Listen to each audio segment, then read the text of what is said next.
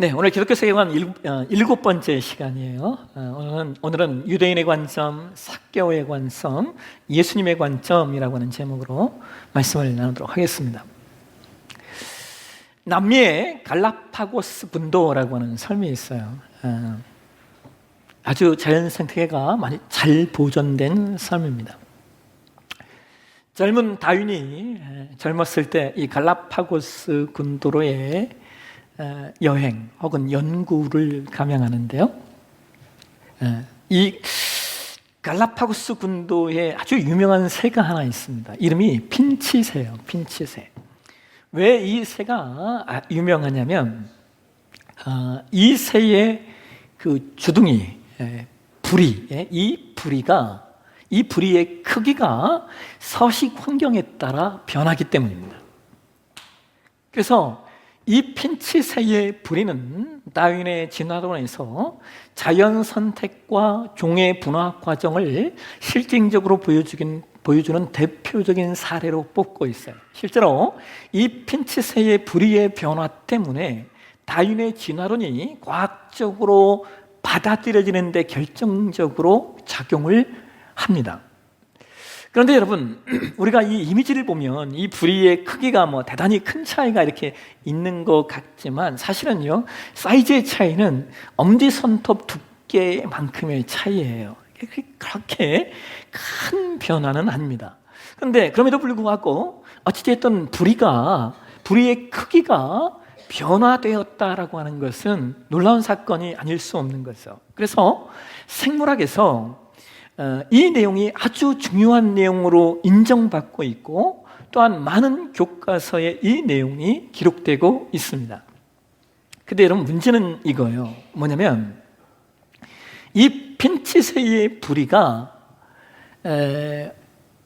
시간이 지난 다음에 다시 원상태로 돌아왔다는 거예요. 왜 그런 일이 일어났냐면 이 핀치새의 부리가 변화된 것이 어떤 새로운 종류의 새나 혹은 어떤 새로운 종으로서의 진화가 아니라 갈수기, 즉 건조한 시기에는 이 핀치새가 씨앗을 먹고 사는 새인데 건기에는 먹을 수 있는 씨앗이 별로 없고 동시에 건기에는 씨앗이 바짝 마르는 거예요.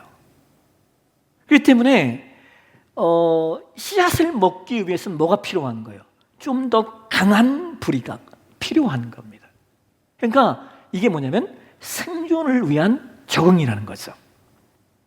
그러다가 이제 우기가 오잖아요. 다양한 씨앗들이 만들어지고 씨앗들이 먹기 좋은 상태가 되니까 이 핀치새의 부리가 다시 원래대로 돌아가더라는 거예요. 그러니까 이게 무슨 얘기냐면 핀치새의 부리의 변화는 DNA 변이가 아니라 단백질 함량의 차이였다라고 하는 것을 발견하게 되는 겁니다. 자, 여러분 보세요. 똑같은 내용을 보아도요, 어떤 관점에서 바라보느냐에 따라 결론이 달라지네요. 어떤 이들에게는 이 핀치새의 부리의 변화가 진화론을 설명하는 내용이 되기도 하지만 또 어떤 이에게는 진화론이 아니야 라고 하는 것을 말하는 것을 설명하는 내용이 되기도 한다는 거죠. 그래서 중요한 것이 뭐냐면 관점이에요. 관점. 그런데 이 관점은 결국 무엇에서 나온다고요? 내가 어떤 세계관을 가지고 있느냐 하는 것에서 나옵니다. 제가 아주 좋아하는 신학자 가운데 한 명이 프란시스 쉐이퍼라고 하는 박사님인데요, 이 학자가 이런 얘기를 해요. 좀 내용이 좀 길긴 하지만 같이 이 내용을 읽어보도록 하겠습니다. 시작. 역사와 문화에는 어떤 흐름이 있다. 이 흐름은 사람들의 사상 속에 뿌리박고 있으며 거기에 원천을 두고 있다. 즉 그들의 사상 체계가 그들의 행동 방식을 결정한다. 그러한 사상 체계는 미켈란젤로의 끌에도 독재자의 칼에도 마찬가지이다. 사람들은 전제를 가지고 있는데 스스로 인식하는 것보다도 더 일관되게 이 전제들에 따라 살아간다. 전제라는 말은 개인의 삶을 바라보는 기본적 방식, 개인의 기본적 세계관, 즉 개인이 세계를 바라보는 틀을 말한다. 그래서 그 전제에 대한 세계관적 이해가 필요하다. 그것이 옳은 세계관인가를 고려한 후에 전제들을 선택해야 한다. 이 프란시스 슈퍼 박사가 뭐라고 얘기해요? 사람들은 아주 일관되게 자기가 가지고 있는 전제들을 가지고 산다는 거예요. 이 때문에 우리가 무슨 일을 해야 되냐면 우리가 갖고 있는 이 전제, 이 세계관이 옳은가 그렇지 않은가를 우리가 평가하고 판단해야 된다라고 하는 거예요. 그러니까 여러분, 어쩌면 우리가 신앙한다라고 하는 것은 어떤 면에서요, 나의 세계관의 틀을 바꿔가는 과정입니다. 내 안에 전제되어진 삶의 방식들을 하나님의 법으로, 하나님의 뜻으로, 하나님이 원하시는 것으로 변화시켜가는 과정이 신앙의 여정이고, 그것이 바로 성화의 여정이라는 거예요. 오늘 우리가 봉독한 말씀은 우리가 잘 알고 있는 말씀이죠. 세리장 삭개오가 예수님을 만나는 사건이에요. 근데 여러분, 오늘 본문에서 우리는 세계관이 충돌하는 내용을 하나 발견하게 돼요. 그게 뭐냐면 유대인의 세계관과 예수님의 세계관이 충돌하고 있다는 거예요. 우리 함께 누가복음 19장 7절을 한번 보실까요? 네, 같이 한번 읽도록 하겠습니다. 뭇사람이 수군거래 이르되 저가 주인의 집에 유하러 들어갔도다 하더라. 여기 뭇사람은 누굴 말하는 거예요? 유대인들을 말하는 거죠. 근데 유대인들이 뭐라고 하냐면 현대 성경에서는 이렇게 번역해요. 그러나 군중은 그분이 소문난 죄인의 손님이 되시나니 하고 투덜거렸다. 여러분, 우리는 누가복음 19장 7절에서요 당시의 삭개오가 어떤 인물인가를 확인하게 되죠. 먼저 그 삭개오는 뭇사람, 즉 군중, 대중이 모두 다 아는 죄인이었다는 거예요.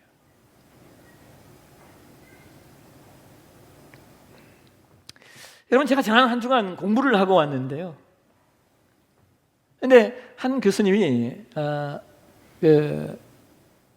이런 질문을 했어요. 미국의 한 교회에 소아성애로 징역형을 받았던 분이 교회에 등록했다는 거예요. 담임 목사님이 교회 리더들과 아주 심각하게 논의를 해서 그분에게 절대로 아이들이 있는 곳에 가지 않는다는 것을 전제로 해서 이분의 등록을 받았대요. 자, 여러분, 그 후에 어떤 일이 일어났을 것 같으세요? 교수님이 이 질문을 하는 거예요. 그 후에 어떤 일이 일어났을 것 같으세요? 라고 질문하는 거예요. 그래서 이게 공부하는 우리가 다 논의했어요. 당신 같으면 어떻게 할 거냐. 다 목사들이니까 당신 교회 이런 일이 있으면 어떻게 하나. 다 논의를 했어요. 그러고 나서 이 교수님이 그 후에 그 교회에 어떤 일이 일어난 줄 아십니까? 교인 절반 이상이 그 교회를 떠났습니다. 이렇게 얘기를 하더라고요. 교인들이 떠나면서 이렇게 얘기를 했대요. 목사님 마음이 어떤 마음인지는 알겠습니다. 그러나 도저히 불안해서, 도저히 우리 아이들이 불안해서 교회를 다닐 수가 없습니다. 그래가지고 그 교회에 자녀를 둔 모든 그 젊은 부부들이 다 교회를 떠났다는 거예요. 여러분, 어떠세요? 그 미국 교회 그 목사님의 마음도 여러분 이해되시죠? 근데 또 이 성도님들의 마음도 이해가 되시지 않습니까? 여러분, 우리 교회도요, 소아성애는 아니지만 성범죄 전력을 가지셨던 분이 아주 몇 년 전에 잠깐 나오셨던 적이 있습니다. 그분이 저에게 와서 말한 것이 아니라 요즘은 성범죄자 알림이라고 하는 그게 있잖아요. 그걸 통해 알게 됐어요. 그래서 제가 이거 어떻게 해야 되나? 이거 어떻게 해야 되나? 이걸 내가 어떻게 해야 되나? 한 몇 주 나오신 것 같은데 이 몇 주간 내가 밤을 전점을 못 잤어요. 근데 먼저 일단 제 안에 뭔가를 정립을 해야 될 것 같아요. 정립하고 당회에 나누려고 이제 하고 있는데 참 다행히도 다행인지 참 다행히도 이분이 몇 주 나오시다가 그다음부터 안 나왔어요. 근데 여러분 그때 저한테는요 엄청난 고민이었습니다. 근데 여러분 오늘 본문에요 예수님이 삭개오의 집에 들어가신 것은요 이건 어떤 면에서 그런 일보다 더한 일이에요. 왜냐하면 당시에 이스라엘 백성들에게 세리는 로마에게서 임명을 받고 동족의 세금을 걷는 매국노였기 때문입니다. 제가 전에도 말씀드렸지만 당시 유대인에게 이 세리는요 사마리아인과 똑같은 존재로 여겨졌어요. 개 같은 존재로 여겨졌던 것이 세리였습니다. 사람들이 말도 걸지 않고 상종도 하지 않는, 그 사람이 있으면 멀리 피해 다니는 존재가 이 세리였다는 거예요. 더군다나 이 삭개오는요 그냥 세리도 아니에요. 세리장이래요. 그렇기 때문에 유대인들이 아주 떳떳하게, 아주 단호하게, 아주 내놓고 저는 소문난 죄인이다, 어찌 저 같은 죄인과 선생이 상종을 할 수 있는가? 라고 말하고 있는 거예요. 여러분 유대인들이 그럴 수 있었던 것은요 유대인들이 가지고 있었던 세계관 때문에 그렇습니다. 여러분 유대인들의 세계관은 명확한 세계관 중에 하나가 뭐냐면요 죄인은 당연히 벌을 받아야 된다라고 하는 세계관이 있었어요. 왜요? 여러분 그렇죠. 죄인은 벌을 받아야 됩니다. 그래야 정의가 올바로 서잖아요. 그런데 그럼에도 불구하고 예수님이 가진 세계관은 유대인들이 가진 세계관과 좀 달랐어요. 유대인들이 죄인은 반드시 벌을 받아야 된다라고 하는 정의의 세계관이 머물러 있었다면 예수님이 가지신 세계관은 이것이었기 때문에 그래요. 누가복음 19장 9절과 10절 말씀 한번 보실까요? 같이 한번 읽겠습니다. 예수께서 이르시되 오늘 구원이 이 집에 이르렀으니 이 사람도 아브라함의 자손이미로다. 인자가 온 것은 잃어버린 자를 찾아 구원하려 함이니라. 여러분 예수님이 가지신 세계관이 뭔지 이해가 되십니까? 예수님이 가지신 세계관은 죄인이 벌을 받는 것에 그치는 것이 아니라 죄인이 회개하고 회복되는 것에 관점이 있으셨다는 거예요. 예수님의 관점은 죄인이 벌을 받는 것도 분명히 중요하지만 거기서만 멈추는 것이 아니에요. 왜냐하면 예수님의 관점은 죄인이 회개하고 하나님 나라의 백성이 되는 것이 목적이에요. 누구처럼 말입니까? 오늘 저와 여러분처럼 말입니다. 그러니까 유대인의 세계관과 예수님의 세계관은 이미 다른 거예요. 유대인의 관점과 예수님의 관점은 이미 다른 겁니다. 유대인들은 삭개오의 과거의 관점이 맞추어져 있다면 예수님은 삭개오의 미래의 관점이 맞추어져 있었기 때문이에요. 다시 말씀드릴까요? 유대인의 관점은 삭개오의 과거예요. 그런데 예수님은 삭개오의 과거보다 삭개오의 미래에 더 많은 관점을 가지고 계셨다는 거예요. 왜냐하면 삭개오가 이렇게 말했기 때문이에요. 누가복음 19장 8절 한번 보실까요? 같이 한번 읽겠습니다. 삭개오가 서서 주께 여짜오되 주여 보시옵소서 내 소유의 절반을 가난한 자들에게 주겠사오며 만일 누구의 것을 속여 빼앗은 일이 있으면 내 갑절이나 갚겠나이다. 자, 삭개오가 두 가지를 이야기해요. 하나는 자신이 가지고 있는 소유의 절반을 가난한 자들에게 나누어 주겠다. 또 하나는 만일 자신이 누군가의 것을 속여 빼앗은 것이 있으면 내 배로 갚겠다. 자, 여러분 지금 삭개오가 한 말을 한번 생각해 보세요. 여러분 이 삭개오의 말은요, 네, 앞으로 잘하겠습니다, 이런 말이 아니에요. 이거 이해하시겠어요? 삭개오가 앞으로 누군가 속이지 않을게요, 앞으로 가난한 자 돌볼게요, 이런 말은 누구든지 다 할 수 있어요. 지금 삭개오는 가시적으로 그리고 행위적으로 그리고 수치적으로 뭔가를 보이겠다는 거예요. 내가 회개한 증거를 보이겠다는 거예요. 그냥 말로 때우는 것이 아니라 눈에 드러나는 것으로, 그리고 내 행위를 다해 내 삶의 어느 한 부분을 헐어서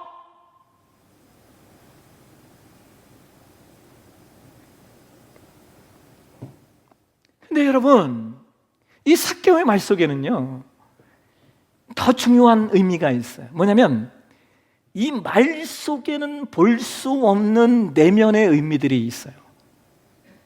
그게 뭐냐면 삭개오가 비록 세리장으로 살았는지는 모르겠지만 그럼에도 불구하고 그가 하나님의 말씀을 명확히 알고 있었고, 또한 그가 하나님의 말씀을 살아내고자 하는 믿음이 있었다는 거예요. 여러분, 누군가 이것을 빼앗은 것이 있으면 4배로 갚겠다? 이거요, 삭개오가 율법을 명확히 알고 있었다는 거예요. 저렇게 22장 11절에 보면 성경이 이런 얘기를 해요. 사람이 소나 양을 도둑질하여 잡거나 팔면 소 한 마리, 그는 소 한 마리에 소 5마리로 갚고 양 한 마리에 양 4마리로 갚을지니라. 그러니까 율법이 말하는 남의 것을 도둑질한 것에 대한 최소한의 배상이 뭐요? 4배인 거예요, 4배. 그러니까 지금 삭개오가 내가 누군가의 것을 빼앗은 것이 있으면 4배로 갚겠습니다 라고 한 말은 그가 하나님의 율법, 즉 하나님의 말씀을 명확히 그가 알고 있었다는 겁니다. 또한 여러분, 삭개오가 자신의 소유를 팔아 가난한 자들에게 주겠다고 한 것을 학자들이 어떻게 해석하는 줄 아십니까? 이러한 삭개오의 행동은 구약의 희년정신과 연결된다는 거예요. 여러분, 구약에 희년제도가 있었어요. 혹시 기억하세요? 이 희년제도는요 레위기 25장에 등장하는데요, 희년은 7년마다 돌아오는 안식년이 7번 반복된 후, 즉 50년 되는 해에 지켜야 하는 특별한 제도였어요. 이게 희년이에요, 희년. 하나님께서 희년에는 너희가 어떤 일을 해야 한다라고 말씀하시냐면 크게 3가지 내용으로 요약이 돼요. 첫째는 토지를 원래의 소유자에게 반환하라는 것이고, 두 번째는 데리고 있던 노예를 해방하라고 하는 것이고, 세 번째는 모든 빚을 탕감해 주라는 거예요. 토지를 원래의 소유자에게 반환하라고 하는 것은 땅은 모두 하나님의 것이라고 하는 신앙적 관점을 반영하는 것이고, 노예를 해방하라고 하는 것은 인간의 존엄성을 회복하고 사회 구성원 모두에게 다시 시작할 기회를 주라는 거예요. 빚을 탕감해 주라는 것은 경제적 굴레에 묶여있는 사람들에게 다시 자립할 수 있는 기회를 주라는 겁니다. 그래서 희년제도의 궁극적인 목적은 사회적 불균형과 경제적 불균형을 해소하고 공동체적 회복을 이루려는 목적을 가지고 있어요. 근데 여러분, 구약의 이스라엘 백성들이 이 희년제도를 실천한 적이 있을까요, 없을까요? 단 한 번도 없습니다. 구약 성경에 이 희년제도가 실천되었다는 내용이 한 번도 기록된 적이 없어요. 왜 그런 줄 아세요? 이 일은 인간적으로 가능한 일이 아니기 때문에 그래요. 이 일은 인간적으로 가능하지 않아요. 여러분이 가지고 계시는 땅을 50년만 내가 쓰고 그 다음에 원주인에게 돌려주라고 하면 돌려주시겠어요? 여러분이 가지고 있던 노예, 그 당시엔 노예는 재산이었습니다. 이것들 다 풀어주라. 누가 여러분에게 빚을 졌는데 그 빚을 다 탕감해 주라? 이거 가능한 일이 아니에요. 악착같이 봐도도 부족한데. 근데 여러분, 신기한 것은요, 이런 희년제도가 신약 시대에 단편적으로 성취된 사건이 하나 있어요. 우리 함께 사도행전 2장 44절에서 47절 말씀 한번 보실까요? 같이 한번 읽겠습니다. 믿는 사람이 다 함께 있어 모든 물건을 서로 통용하고 또 재산과 소유를 팔아 각 사람의 필요를 따라 나눠주며 날마다 마음을 같이하여 성전의 모이기를 힘쓰고 집에서 떡을 떼며 기쁨과 순전한 마음으로 음식을 먹고 하나님을 찬미하며 또 온 백성에게 칭송을 받으니 주께서 구원받는 사람을 날마다 더하게 하시니라. 자, 여러분, 이 사도행전 22장 42절 이하의 말씀이 언제 일어난 일이에요? 네, 그들이 성령의 세례, 성령의 충만함을 받았을 때 일어난 일이에요. 그래서 이 일은 인간적으로는 가능하지 않아요. 스게라 4장 6절이 말하는 것처럼 이는 힘으로도 되지 않고 능으로도 되지 않고 오직 나의 신으로만 되는 일인 겁니다. 그런데 여러분, 오늘 본문에서 삭개오가 바로 이와 비슷한 일을 하겠다고 선언하는 거예요. 그러니까 삭개오는 비록 세리장이었지만 그는 하나님의 말씀을 알고 있었고 하나님의 말씀을 자신의 삶 가운데 적용하고 실천하는 열망을 가지고 있었던 사람이라는 것을, 세상 사람들은 그를 게으르지 같은 존재라고 말하고 세상 사람들은 그를 죄인이라 칭하며 그와 상종도 하지 않았지만 그 안에 여전히 하나님의 말씀이 살아있었고 그 하나님의 말씀을 자신의 삶에 실천하려고 하는 뜨거움이 그 안에 있었다는 거예요. 예수님이 바로 그와 같은 모습을 보신 거예요. 왜냐하면 예수님의 관점이 거기 있거든요. 예수님의 관점은 죄인이 회개하고 죄인이 하나님 나라의 백성이 되는 거예요. 예수님의 관점은 사람의 과거보다는 사람의 미래의 관점이 맞추어져 있었기 때문이에요. 그러니까 여러분, 어떻게 살아왔느냐도 중요하지만요, 여러분, 어떻게 살아갈까가 훨씬 더 중요한 거 아닙니까? 그런데 어떻게 살아갈 것인가를 결정하는 내용은요, 다른 게 아니에요. 어떻게 살아왔는가 부분에서 끊어내야 될 것들을 끊어내고 변화시켜야 될 것들을 변화시킬 때만이 가능한 일입니다. 여러분, 제가 삭개오를 묵상하는데요, 그의 삶이 율법과 선지자의 대강령으로 연결되는 것을 느꼈어요. 여러분, 율법과 선지자의 대강령이 뭡니까? 마태복음 22장 37절에서 40절 말씀 한번 보실까요? 같이 한번 읽겠습니다. 예수께서 이르시되 내 마음을 다하고 목숨을 다하고 뜻을 다하여 주 너의 하나님을 사랑하라 하셨으니 이는 크고 첫째 되는 계명이요 둘째도 그와 같으니 내 이웃을 내 자신같이 사랑하라 하셨으니 이 두 계명이 온 율법과 선지자의 강령이니라.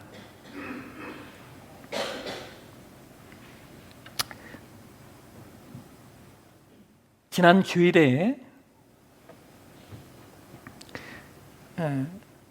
한 여인이 저를 보고는요, 좋아서 어쩔 줄 모르는 거예요. 저의 얼굴을 보고는요, 막 부끄러워서 막 고개를 막 숙여요. 그 모습을 보는데 제 마음이 얼마나 좋던지요. 왜냐하면 이 애가 날 좋아하는구나, 이게 그냥 느껴지는 거예요. 그래서 지난 한 주간 제가 그 여인의 모습이 잊혀지지가 않았어요. 지난 한 주간 아침 9시부터 밤 9시까지 공부했는데 강의 끝나고도 강의가 힘들지 않고 제가 돌아오자마자 이 여인에게 제가 과일 상자를 보냈습니다. 선물로. 이연서라고 하는 이름의 이 예쁜 여인이 저를 보면 좋아서 어쩔 줄을 몰라 하는 거예요. 여러분, 이 아이가 저를 얼마나 좋아하는지요. 저 앞에 고개를 못 든다니까요. 근데 그 모습이 그 모습을 보는데 제가 행복했어요. 여러분, 제가 그걸 보면서 하나 깨달은 게 뭐가 있는 줄 아세요? 아, 하나님도 그러시겠구나. 하나님도 하나님을 더욱 사랑하는 사람을 기뻐하시겠구나. 하나님 다 사랑하셔요. 근데 하나님을 더욱 사랑하는 사람, 하나님을 더욱 사랑해서 하나님의 말씀대로 하나님의 뜻대로 율법과 선지자의 대강령이 말하는 것처럼 마음을 다하고 뜻을 다하고 목숨을 다하여 사랑하는 사람, 여러분, 하나님이 그 사람 더 사랑하는 게 당연한 거 아닙니까? 여러분, 삭개오가 자신의 인생을 변화시킨 건 다른 게 아니에요. 그가 하나님을 사랑했고, 그래서 하나님의 말씀을 알고 있었고, 그가 하나님을 사랑했기에 예수님을 만나고자 돌무화과 나무에 올라갔기 때문에 그런 거예요. 그래서 예수님도 모든 사람들의 비판과 질타를 뒤로하고 삭개오의 집으로 가시는 거예요. 여러분, 인간적으로 한번 생각해 보세요. 예수님이 삭개오를 거부하셨다면요, 예수님은 사람들에게 더 많은 칭송을 받으셨을 겁니다. 그렇지 않아요? 인간적으로 보면 예수님이 삭개오 편을 드시는 것보다 대중의 편을 드셨다면 예수님은 대중들에게 훨씬 더 유리한 존재, 훨씬 더 대중들에게 영향력을 미치는 존재로 존재하셨을 거예요. 예수님 그렇게 하시지 않아요. 왜냐하면 예수님의 세계관은 소자 하나가 회개하고 돌아오는 것에 관점이 있으셨고, 예수님의 세계관은 마음을 다하고 목숨을 다하고 뜻을 다하여 하나님을 사랑하는 자들에게 관심이 있으셨기 때문에 그래요. 여러분, 저와 여러분 이거 하나 놓치지 않으셨으면 좋겠어요. 여러분, 하나님 사랑하는 것이 날 사랑하는 거예요. 하나님을 사랑하는 것이 우리 이웃을 사랑하는 거예요. 모든 사랑의 시작은 하나님 사랑으로 시작이 돼요. 이게 우리 신앙의 내용이에요. 오늘 저와 여러분이 우리의 세계관, 우리의 관점을 유대인의 관점에서 삭개오의 관점으로, 그리고 예수님의 관점으로 바꾸어 가셔야 됩니다. 그래야 죽이는 역사가 아니라 살리는 역사가 일어나고, 그래야 하나님 아버지의 마음으로 우리가 이 땅을 살 수 있기 때문에 오늘 다시 한번 나의 세계관은 어떠한가, 나의 관점은 어떠한가 돌아보시면서 우리 세계관 바꿔가는, 우리의 인생의 관점을 변화시켜가는 저와 여러분이 되시기를 주의 이름으로 축원합니다.